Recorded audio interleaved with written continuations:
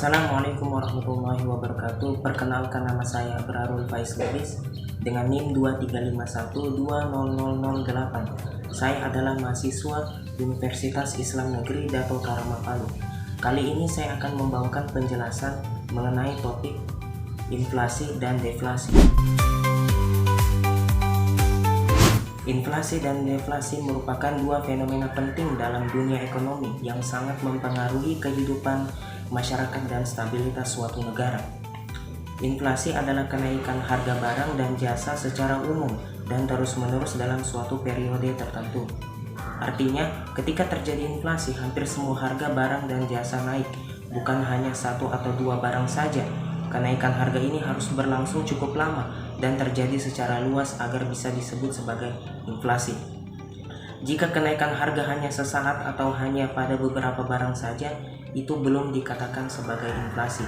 Sebaliknya, deflasi adalah penurunan harga barang dan jasa secara umum dan terus-menerus dalam suatu periode tertentu. Deflasi bukan sekedar turun harga barang satu atau dua saja, tetapi penurunan harga yang terjadi secara luas dan berlangsung cukup lama. Kedua fenomena ini memiliki dampak besar terhadap perekonomian, baik bagi pelaku usaha, pemerintah, maupun masyarakat umum. Seperti terjadinya secara umum mempengaruhi sebagian besar barang dan jasa, kemudian berlangsung dalam jangka waktu yang cukup lama dan terus-menerus, kemudian mengurangi daya beli masyarakat karena nilai uang melemah. Kemudian umumnya masyarakat merasa uang yang dimiliki semakin tidak cukup untuk membeli barang dan jasa yang sama. Seperti harga barang dan jasa turun secara umum dan terus-menerus.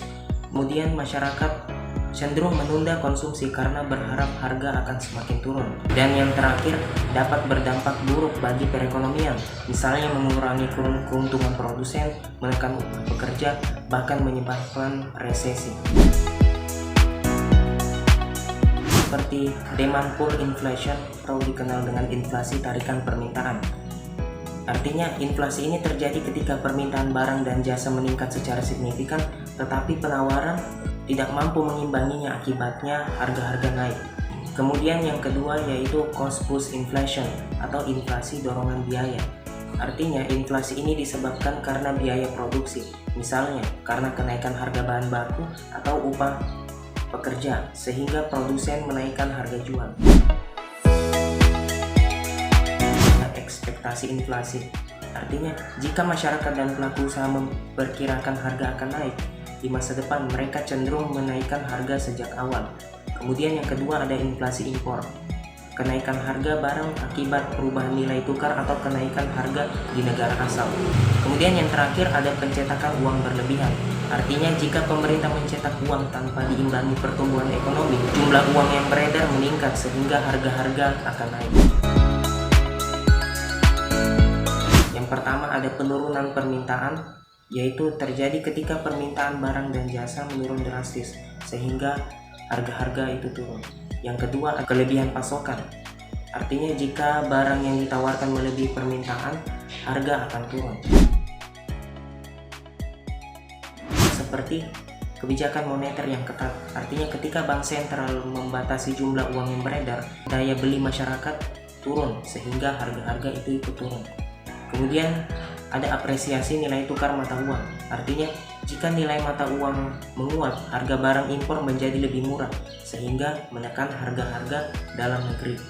Dan yang terakhir ada kurangnya peredaran uang di sektor real, artinya jika uang hanya beredar di sektor keuangan sedangkan sektor real lesu, maka konsumsi dan investasi menurun dan menyebabkan deflasi.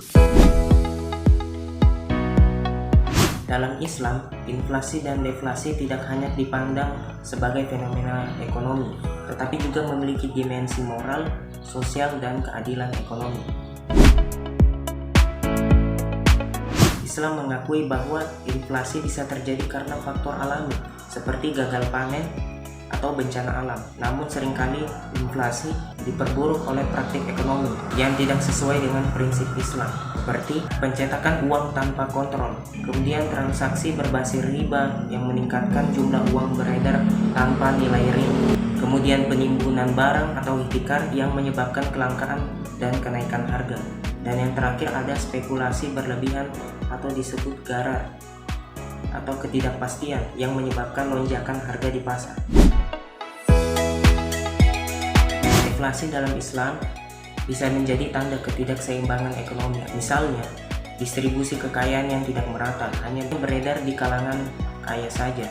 Kurangnya peredaran uang dalam sektor real, akibatnya sistem keuangan berbasis bunga atau riba.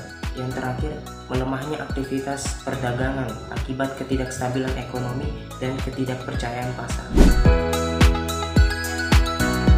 Islam mengajarkan bahwa ekonomi harus berbasis pada nilai-nilai moral dan etika. Inflasi dan deflasi seringkali terjadi akibat ketidakjujuran dalam ekonomi. Untuk mengatasi inflasi dan deflasi, Islam menekankan beberapa prinsip moral, antara lain larangan menimbun barang atau ihtikar, larangan riba sebagai penyebab ketimpangan ekonomi, larangan praktik gharar. Yang terakhir, menerapkan konsep tawazun, artinya keseimbangan dalam ekonomi.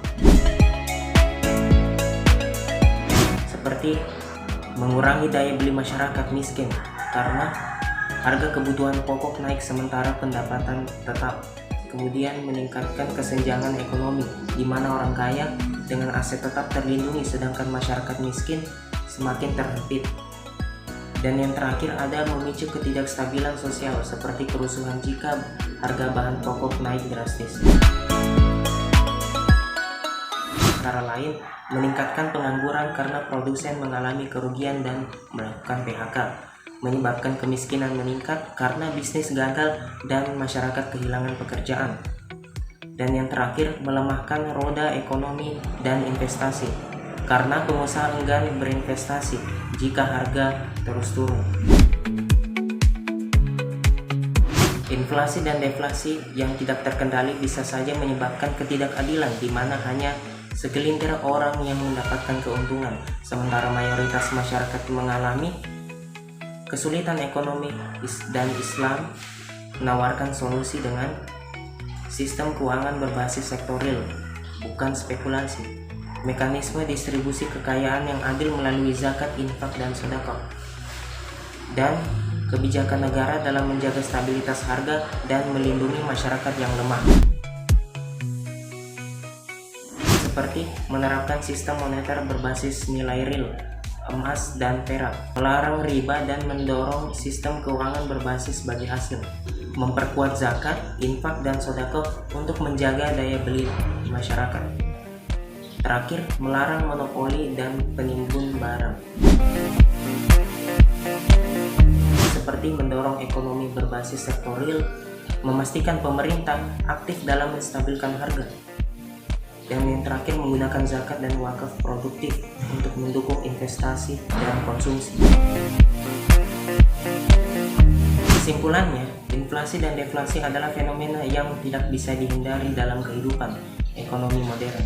Namun, dengan pemahaman yang baik tentang penyebab, dampak, dan cara penanganannya, baik secara konvensional maupun menurut pandangan Islam, diharapkan masyarakat dan pemerintah dapat mengelola kedua fenomena ini dengan bijak. Dalam Islam, solusi terhadap inflasi dan deflasi menekankan pada keadilan, keseimbangan, dan perlindungan terhadap masyarakat lemah, sehingga tercipta ekonomi yang sehat, stabil, dan berkeadilan.